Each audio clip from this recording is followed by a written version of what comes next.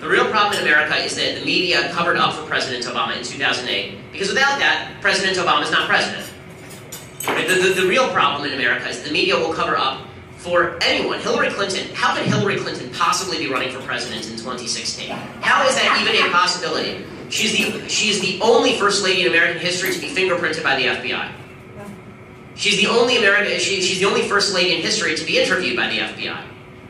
Hillary Clinton is a wildly corrupt, nasty, and uncharismatic politician.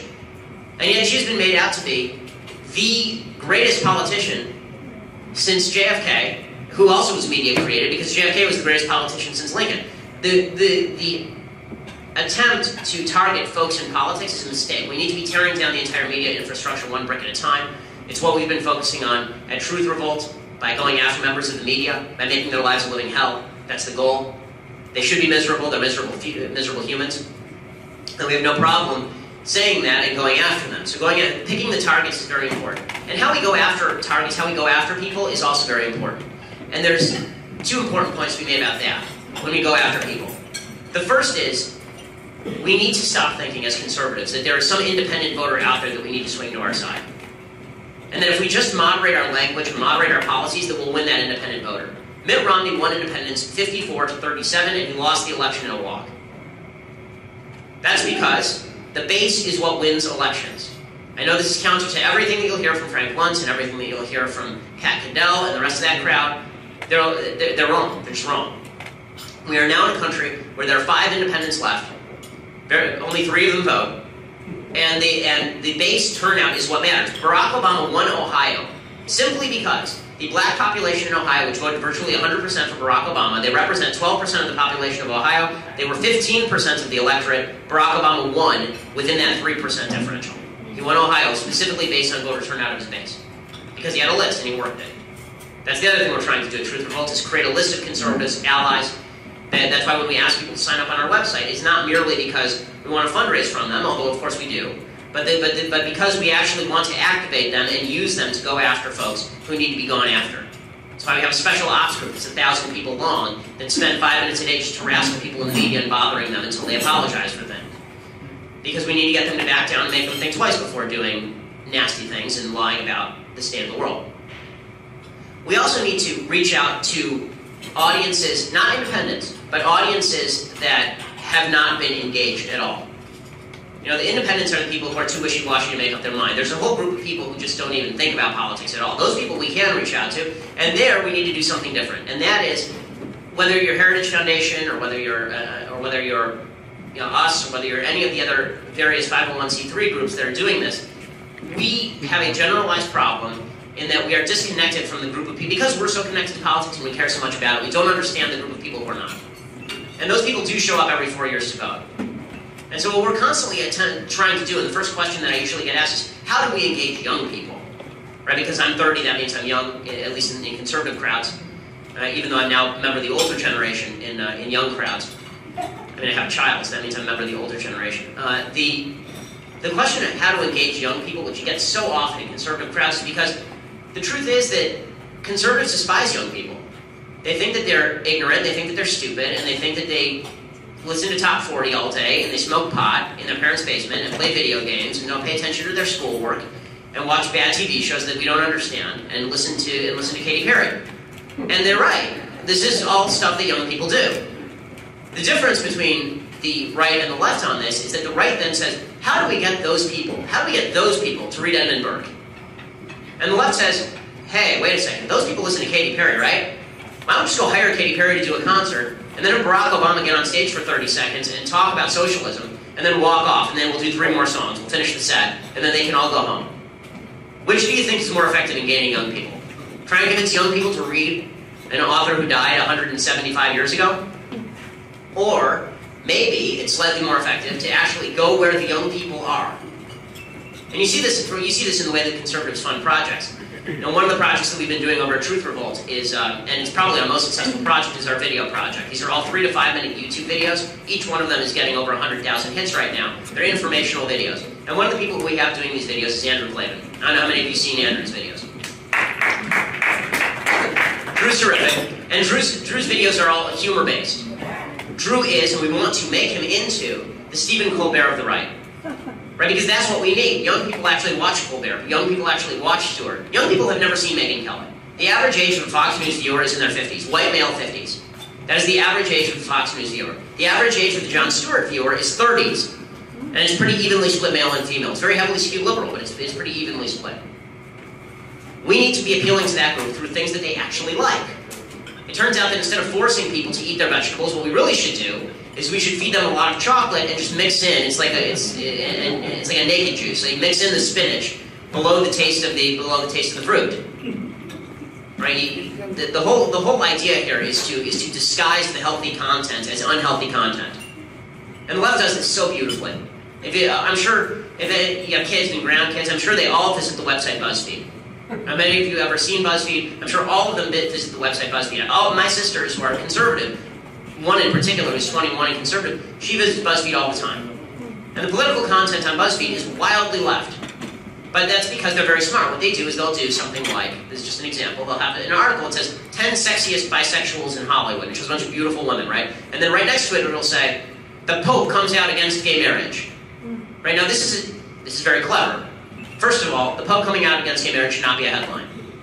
Turns out that's sort of been their stance on the issue for the last couple thousand years. But what they do by doing that is they imply that the Pope is a bad guy because he doesn't like these 10 bisexual women in Hollywood. It's very brilliant, it's very smart, it's very insidious. Most of the people who read the site will never click on the article about the Pope, but they'll see the headline because it's placed next to the headline about Hillary. The left understands this. A spoonful of sugar doesn't make the medicine go down for the left. It is a truckful of sugar.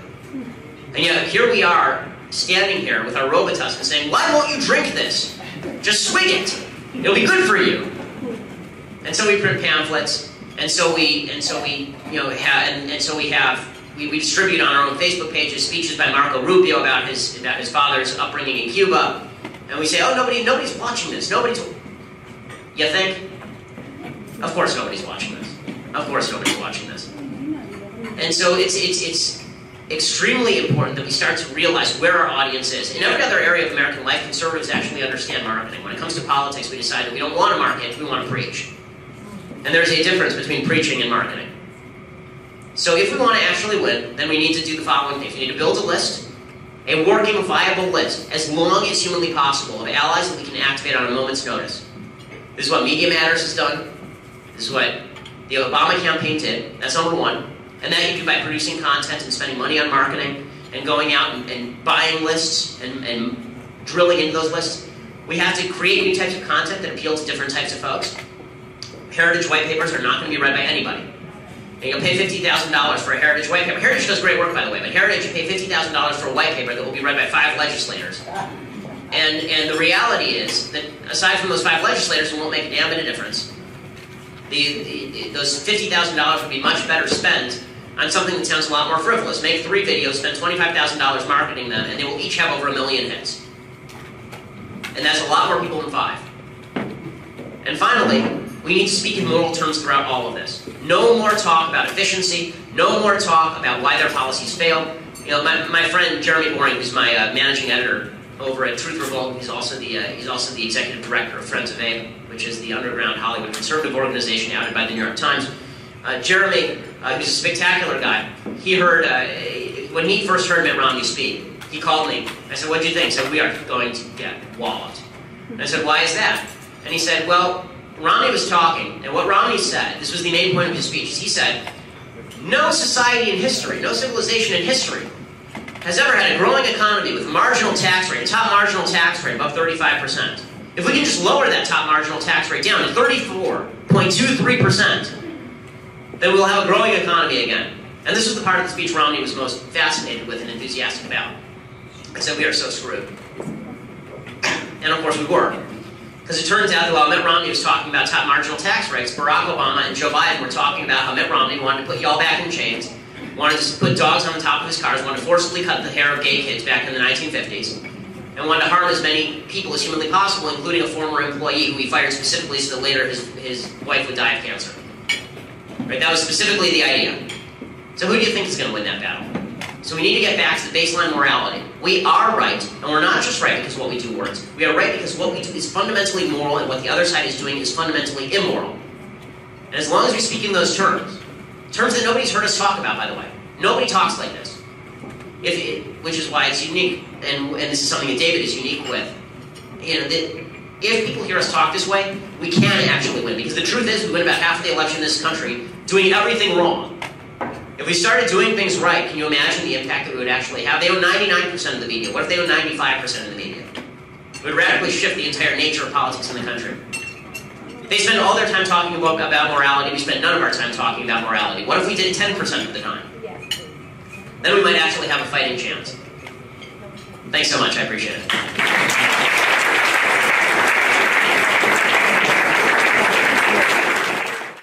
Okay, I'll try to use as much purple language as possible. In terms of what the world is going to look like, and I'll be as realistic about this as possible, because you gave me a time frame, 5 to 10 years. If we're going to talk 5 to 10 years from now, when my little girl is growing up, and she's the cutest thing that ever lived, and anybody who wants to see pictures can see after.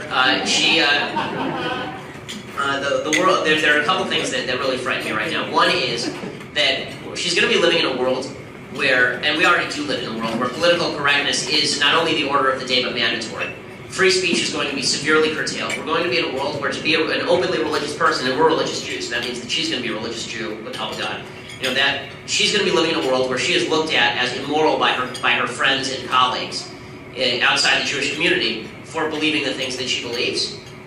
And there's a great quote by de Tocqueville that I don't have in front of me, where he talks about the society that's going to be created by the left eventually. And he talks about how they won't take away your freedom of speech and they won't take away your freedom of religion. Instead, what they will do is they will just ostracize you to the point where you do not feel free. And I think that we're basically there already. So she's going to feel like an outcast, but beyond feelings, we're going to reach the point where if, for example, I send her to a private school that does not teach about same-sex marriage, it won't be accredited. The state will just take away the accreditation and the nonprofit status. That scares me. We're going to be going to a synagogue where it's got nonprofit status. They'll take away the nonprofit status, and then once the nonprofit status is gone, they will attempt to end around Hobby Lobby and say that it's a public accommodation, and therefore it has to accommodate certain things that we don't find morally palatable. I think that with regard to the economy, we're looking at an absolute collapse. We're going to have a double dip. We're headed for it right now.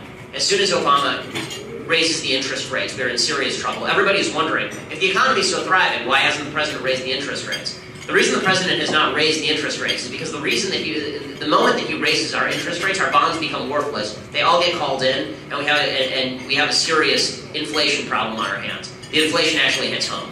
In order to keep the inflation, there's monetary inflation and there's real inflation. Right now, the real inflation has not skyrocketed. You're seeing some basic products like meat and milk, but you're not seeing it across the board. You're going to see it across the board when the monetary inflation hits home, and that'll happen when the government has to stop borrowing cash, which is going to happen pretty soon. So the economy is not in good shape. In terms of race relations in the country are about to spiral even further downward because we had our great unifying black president, and he did anything but unify the country on the issue of race. In fact, he polarized it for his own political gain. We are going to see riots in Ferguson within the next month and a half. So forget 5 years from now. There will be open riots in the streets in Ferguson again within the next month and a half. It'll probably spread to other cities. I'm not talking about apocalyptic or 1960s rioting, but it'll be pretty bad. And every time there is another situation in which a young black man gets killed at the hands of a white police officer, we'll see this more and more. There will be calls on the foreign policy front. This I truly fear for Israel to be absolutely cast aside, cut loose. We're already seeing it. The President of the United States has done as much of that as is politically possible for him to do. I think that it's going to continue. I think that when it comes to fighting terrorism overseas, we have slashed the military in a way that is almost irrevocable. We would have to build up so quickly at this point to get back to where we were before Obama came into office. It's going to take us 10 years to do it. We currently have no capacity to fight 2 wars at the same time, which was the open goal of the Pentagon. And by the way, we will have to fight 2 wars, or at least 2 fronts at the same time. It's almost impossible to think of a war where we would not have to fight 2 fronts at the same time. I mean, let's face this reality. Right now, ISIS is winning. Okay, ISIS is a ragtag. Let's not pretend that ISIS is a highly professional group of soldiers. ISIS is a ragtag bunch. It was 5,000 people. 5,000 people took over half of Iraq. Okay, it took us hundreds of thousands of troops to solidify Iraq in the first place. It took them 5,000 troops to destroy the country. And part of that is because the ideology in Iraq is so screwed up. 78% of Iraqis believe in honor killing still. But part of that is because we pulled out. And then we slashed our military. And the President of the United States has no no interest in escalating our military. So what we're looking at is weakness on every front. And when a country gets weak, things start to get very dangerous for law-abiding citizens. Because then they need cash and they need resources. And we already saw this week that there was a story about the IRS simply seizing assets of people who were placing cash in their accounts below $10,000 on a weekly basis, without any charges being filed. They were just seizing cash out of people's accounts. There's one business that had almost $500,000 seized out of its accounts in cash from the IRS because it was routinely depositing under $10,000. Oh, it looks like terrorism. Really, it's like a shoe manufacturer. Did it look like terrorism to you? And so it's a scary world. It's a scary world. But then we're seeing Jewish children, Jewish students on campuses across the country that targets Muslim Brotherhood. Well, so the Jews, I'm really interested to know, are the Jews going to be comfortable and safe and secure in this country? Okay. Jews in France today are leaving. Yeah, okay. They're emigrating. 60% of them are here. No, we're seeing Jews flee Europe. There's no question. No, I understand the question. Are Jews going to be safe in this country in 10 years? Yes. Are they going to be safe in this country in 50 years? I have no idea. I have no idea. Maybe 30 years. I don't know. Because when political correctness takes over a country, the Jews don't last long. And what we're watching right now in France is perfect proof of that. It's not the French who are expelling the Jews. It's all the Muslims from North Africa who came to France and took over the country who are expelling the Jews. I mean, they're breaking into synagogues. They're firebombing synagogues over what's happening in Gaza. It's pure anti-Semitism. And that synagogue isn't located in Gaza. It's not even located close to Gaza, it turns out. So yeah, it's scary stuff for sure. Since you brought up the Jews, okay, I just want to ask you, very often there are people on our side, in high places, many of them, who are free market capitalists, and for individual liberty, for the things we value. But when you bring up Israel, they'll say we should withdraw aid to Israel as we should to every country. Now, I'd like to hear your answer. My answer, I say that budget, Israel budget, should be under our defense budget. Well, I mean, it certainly should be under our defense budget. The reality is that Israel should be expending every resource necessary in order to get off that aid, for its own sake, not because of America. By the way, I am actually, as a general matter, not supremely anti the idea of just cutting huge swaths of foreign aid. And the reality is that we're giving a ton of foreign aid to the Palestinians right now. We're giving $400 million a year to the Palestinians, which is a horror show. We just signed $200 million to Hamas the other day. The Israelis should be focused foursquare on getting off of American aid simply so that they can tell an American president like Obama to stick it. Okay, so there are a couple things that you brought up there that I think are worthwhile talking about. The first is that Republicans, conservatives, as a general matter, need to understand incrementalism. The left has understood this for a very long time. It is not necessary for conservatives to come out at the very outset and start saying things like it's time to do away with Social Security, right? Because that's not a popular position. What Republicans and conservatives should be doing, as a general matter, is taking the incremental position. Scott Walker knew he was not going to be able to completely finish public sector unions in Wisconsin, so he was smart where John Kasich was not, and he went after the teachers' unions, which were largely unpopular, as opposed to police and firefighters, which would have been unpopular. So he went after the popular things first. Republicans obviously ought to be doing that, and they should be taking aggressive action on popular measures like that. As far as the minority community and how to appeal to folks in the inner city, this argument has been made with regard to school vouchers, that if we just argue to folks in the inner city that school vouchers are a solution to your public education problem, then they will flock to us in droves. This ignores the fact that we've spent the last 60 years indoctrinating kids in the idea that white America is inherently racist and that conservatives are inherently racist. They are mistrusted. The truth is that and the police are a perfect example of this. The thing that the inner city needs most, the thing that inner city black communities need most, is an active police force. It is the thing that they need more than anything else, because there's more crime in these communities than there is any place else. And yet this is precisely the force that is being rejected by a lot of inner city black communities, or at least large swaths of them, because they've been convinced by a media that thinks that America's a racist, evil place, that officers like Officer Darren Wilson are the bad guys as opposed to the guys who are taking criminals out of commission. And by the way, Michael Brown was a criminal. The autopsy shows he was going for Darren Wilson's gun. He was not just a gentle giant or any of the rest of this nonsense. The only way to fight back in terms of the minority community is not to convince people that you are not a racist. That does not work. It never has. The only way to convince people in the minority community to vote for you is to convince them that your opponent is a racist. And that's something that we ought to be doing on a regular basis. And I don't mean going back to, the foundations of the Democratic Party were in slaveholding, which of course is true, or that the foundations of the Democratic Party were in segregation, which of course is also true. I mean saying that today, the Democrats are a bunch of racists. Because today, the Democrats are a bunch of racists. Today, the Democrats believe that black people are inherently stupider than white people, which is why they cannot obtain voter ID, which is why they should not be allowed to have school vouchers, which is why they need the government to go in and mother them, and all the rest of it. And we need to be saying that often as humanly possible. And we ought to be sending people who, I don't think it should matter black or white who we send, but it would be great to have somebody like Alan West go into the inner cities and talk about this. This would be something worthwhile. Now, that's a long-term vision, because when you spend decades indoctrinating people, you can't break that stranglehold immediately. But we need to start talking about our opposition for what it is. These are not good people with good hearts who are just bad at their jobs. These are bad people with very bad hearts who are very bad at their jobs. Rand is an extraordinarily clever politician.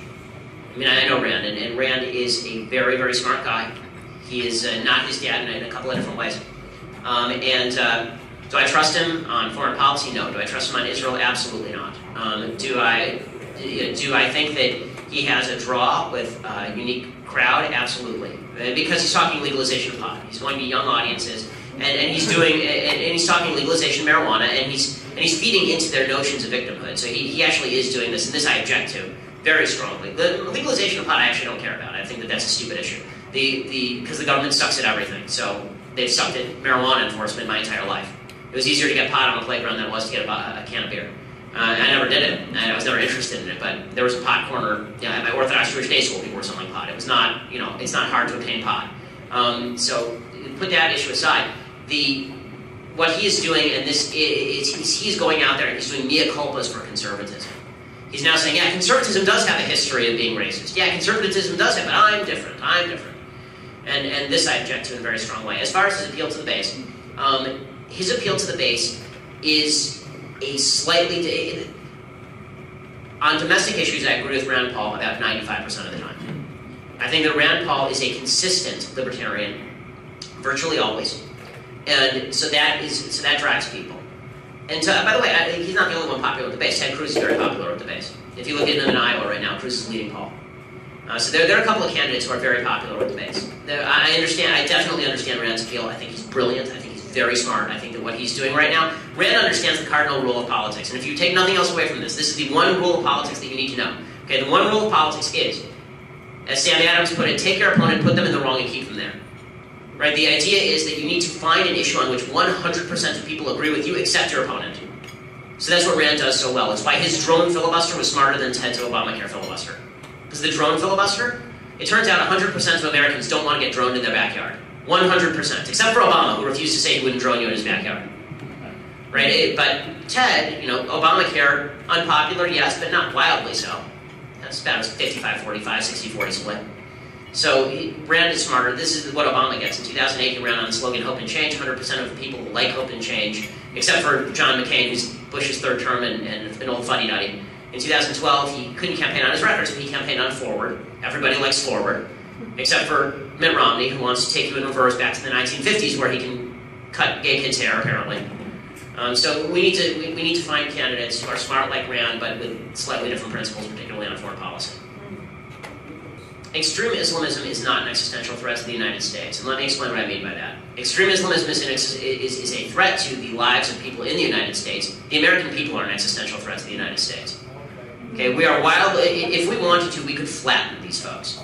Flatten them. So it's really about us. It ain't about... They're bad guys in every era of human history. The only question is whether we have the balls to go after them. Well, that's what I'm trying to say. Okay, yeah. People are not alarmed by it. See, I think people are alarmed when they are told specific stories. I think that what freaked them out about Michelle, and I love Michelle. Michelle's spectacular. What freaked them out about what Michelle was saying is she was taking somebody who, this is a political point, not a factual one. What she was saying may have had factual basis. Politically speaking, Huma Abedin, the idea for the American people that Huma Abedin was, standing behind Hillary Clinton whispering Muslim Brotherhood kind of sweet nothings into her ear, that was a bridge too far. In the same way, by the way, again, that doesn't mean that she's wrong. The American people didn't believe Alger Hiss was whispering communist nothings into FDR's ear either, and he was. So it doesn't mean that she's wrong. It just means that it's a hard sell. And so she took a hit for that because it's a hard sell, and then she didn't have the smoking gun the way that Whittaker Chambers had the smoking gun. People forget there's a long gap between when Alger Hiss was first outed and when Alger Hiss actually got prosecuted. Several years of a gap between the time that Alger Hiss was outed by Whittaker Chambers and company and the time that he was actually prosecuted. We are talking years before the pumpkin patch. And in that time, Whittaker Chambers went from a very well-respected editor at a top-level publication to literally nothing. I mean, he was castigated, thrown out, and it was only when he had actual documentation with Alger Hiss's name on it, basically, that they were able to prosecute Alger Hiss, and suddenly he was resurgent. That was the problem for Michelle, is that the smoking gun never really emerged. And so what she was saying could have been true, but it wasn't enough for people to buy into. And so if you want to scare people about radical Islam, all you really have to do is tell the truth about what just happened in New York City last week. I mean, say a guy just got axed in the back of the head by a radical Muslim. I don't think the American people, by the way, are convinced by any of this stuff. Bill Maher's on our side now. Bill Maher is a pretty good bellwether for the American left. I think that even a lot of the folks on the left are beginning to realize that Islamism is a very scary thing. The only question is, in the words of Sean Connery and the Untouchables, what are you willing to do? And I don't think that they're willing to do much. And clearly Obama is not. I think the American people are willing to do more than Obama is, though. Obama clearly wants to do nothing. You need to find a different audience. Really, the whole point is this. One of the biggest questions for folks who are conservative is how do you know when to debate? This is, I think, maybe one of the biggest questions. We all want to go on our Facebook pages or talk with our friends at the country club or down at the PTA meetings about politics. You have to know when it's worthwhile and when it isn't. Okay, here's when it's worthwhile, okay? Number one, you found the one honest liberal in America who actually is open-minded and wants to discuss. Because there's only one of them, and you probably don't know them. Okay, the second is if they're serving you your food and your only options are talk politics or they're going to spit in it. Or the third option is you have them in front of a large group of people. And if you have them in front of a large group of people, your purpose is not to convince them. Your purpose is to humiliate them as badly as possible in front of as many people as possible. Show everybody else, because then your audience is not the person you're arguing with. Your audience is all the people in the audience. And you have to convince all the people in the audience the person you're facing is ignorant, stupid, and morally bigoted. That's the goal. One more. We got time for one more. Okay, so here's what we need to do. A deep dig on everybody who is on our site who wants to do something. Not everybody, there's no male-fit bride for conservatives. This idea that everybody needs to be doing the same thing. If I said to everybody, okay, tonight, we're all jazzed about this, we're all going to go phone bank. 0 of us would phone bank tonight. Okay, because we're not the phone banking types. Right, if I said to you, go out and sign a check, I guess half you would sign a check, 3/4 you would sign a check. Right? Find the things that motivate you and get involved in the areas that motivate you. The problem is that people are so despairing that they think, well, I can't change the world just by signing a check.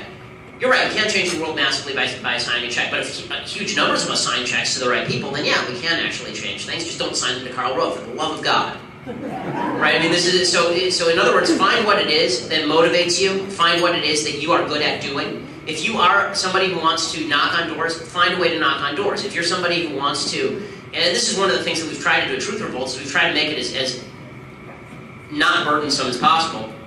If you sign up for our special ops list, then we try and send you something to do every day that's supposed to take you 5 minutes or less. So when the Klinghoffer thing was happening, we were the ones who got the ball rolling on the Klinghoffer thing. Our first order of business is we sent out an email to our 1,000 people, and we said we're all going to call the head of the Met Opera today. And we're going to register our displeasure about the syndication of this. So the one material thing that actually was done is we shut down the syndication of the death of Klinghoffer all over the country. So there are all these protests outside and whatever. We didn't have enough people in New York that we wanted to make a big hullabaloo about that because there were other groups that were doing that. What we did is we were working behind the scenes to push as hard as we could to get it not syndicated. So at least it didn't appear in 50 to 75 cities, which was the original plan. They were originally going to show it on movie screens all across the country.